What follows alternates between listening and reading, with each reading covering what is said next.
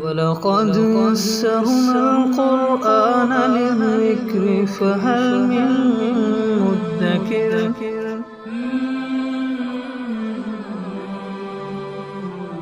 سورۃ النساء آیت نمبر 20 اعوذ باللہ من الشیطان الرجیم بسم اللہ الرحمن الرحیم من اردتم استبدال زوج مکان زوج وآتیتم احداهن قنطارا فلا تأخذوا منه شيئا أتأخذونه بهتانا وإثما مبينا وكيف تأخذونه وقد أفضى بعضكم إلى بعض وأخذن منكم ميثاقا غليظا۔ سابقہ آیات میں عورتوں کے حقوق کے بارے میں بات چل رہی تھی اور وہاں یہ بات بھی گزری کہ اگر عورتیں کوئی فاحش مبینہ یعنی کھلی ناشائستہ حرکت کر بیٹھیں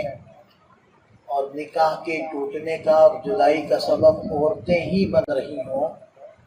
تو پھر تم جو حق مہر دیا ہوا ہے اس کا مطالبہ کر سکتے ہو، وہ ان سے واپس لے سکتے ہو۔ میں نے پہلے بھی یہ گزارش کی تھی کہ حق مہر کا واپس لینا یہ اصل میں اسی ماحول میں سمجھ میں آتا ہے جہاں مہر زیادہ دینے کا رواج تھا۔ ہمارے ہاں تو دیتے ہی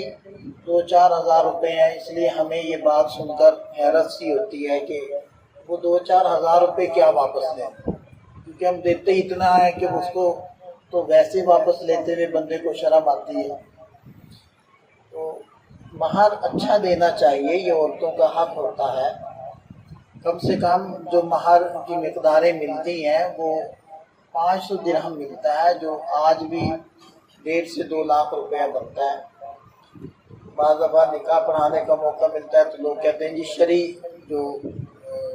مہر ہے وہ رکھ دیں۔ میں کہتا ہوں کہ جی شرعی تو پھر اتنا ہے، تو وہ کہتے ہیں نہیں جی وہ جو پتہ نہیں 1.5 روپیہ یا پتہ نہیں کتنے آنے۔ میں کہتا ہوں کہ جو حضرت عائشہ صدیقہ رضی اللہ عنہ کا مہر تھا یا حضرت فاطمہ الزہرا رضی اللہ عنہ کا مہر تھا وہ شرعی نہیں ہے۔ تو مہر کے معاملے میں لوگ بہت زیادہ نیچے کی طرف چلے گئے ہیں، تو اچھا مہر مناسب مہر دینا چاہیے، یہ عورت کا حق ہوتا ہے۔ اور اگر تھوڑی سی بات کی جائے کہ تم چلو 20,000 25,000 30,000 رکھ لو تو وہ لڑنے لگ جاتے ہیں کہ جیسے کہ ہم اپنے لیے مانگ رہے ہیں، تو ایسا نہیں کرنا چاہیے۔ جیسے کہ آج جو آیت مبارکہ پڑھی ہے تو اس میں بھی قنطاراً کا لفظ آتا ہے۔ اس قنطار کا معنی ہوتا ہے ڈھیر، اور ڈھیر کا مطلب ہے کہ سونا چاندی کا ڈھیر۔ اور اس کے اوپر ایک واقعہ بھی ہے کہ حضرت عمر فاروق رضی اللہ عنہ نے یہ بات ارشاد فرمائی ایک مرتبہ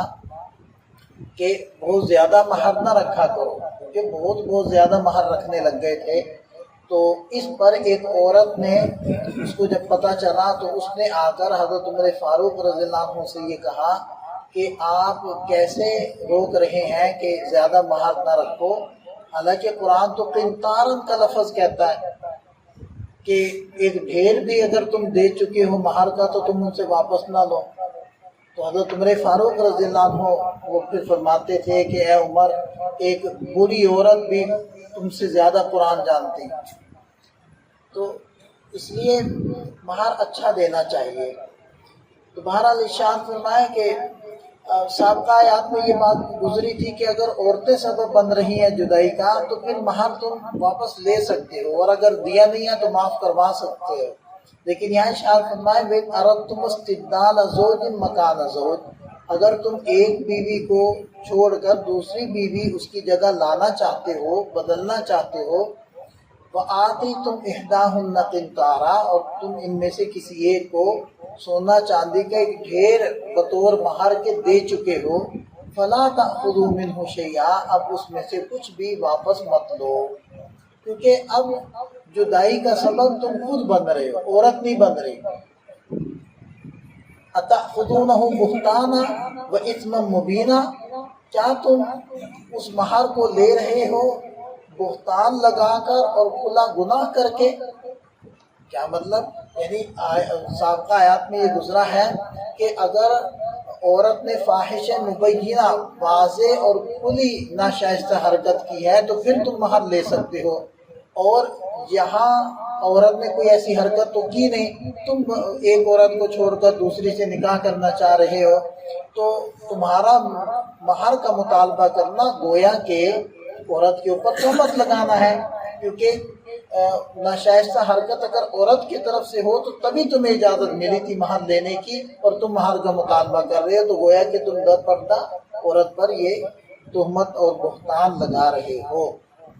وَكَيْفَ تَأْخُذُونَهُ، اور تم کیسے مہر کو واپس لے سکتے ہو، وَقَدْ أَفْضَىٰ بَعْضُكُمْ إِلَىٰ بَعْضٍ، حالانکہ تم ایک دوسرے کے بہت قریب آ چکے ہو،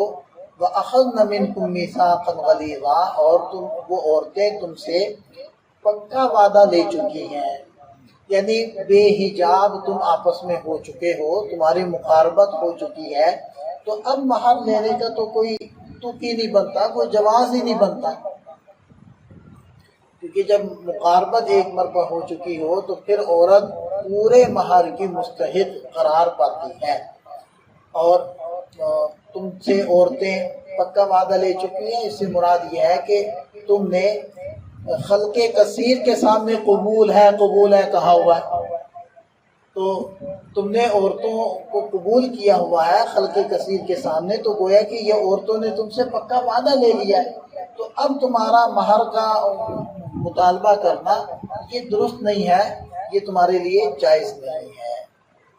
اگلی آیت مبارکہ میں ایک اور جو قبیح عمل تھا عربوں کے ہاں اس کے اوپر نکیر فرمائے، اور وہ کیا تھا کہ ستیلی ماں سے باپ کی وفات کے بعد نکاح کر لیا کرتے تھے، یعنی بیٹا اپنی ستیلی ماں سے نکاح کر لیتا تھا،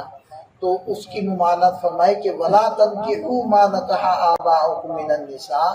کہ تمہارے آباء و اجداد جس عورتوں سے نکاح کر لیں تم ان سے نکاح نہ کرو، چاہے وہ دادا نے کیا ہو چاہے وہ نانا نے کیا ہو، الا ما قد سلف، ہاں اللہ یہ کہ جو پہلے ہو چکا، اگر تم نے پہلے کسی ایسی عورت سے نکاح کر لیا جو تمہاری ستیلی ماں تھی تو اس کے گناہ کو اللہ نے معاف کر دیا، بشرطے کہ اب تم نے جدائی اختیار کر لی ہو۔ انہ کان فاحشۃ ومقتا، یقیناً یہ تو بڑی بے حیائی کا کام ہے اور گھنونا عمل ہے، مقتا کا معنی کیا ہے؟ گھنونا عمل، وساء سبیلا، اور بے راہ روی کا عمل ہے، یہ تو بے راہ روی ہے۔ اللہ تعالی ہمیں سمجھ عطا فرمائے۔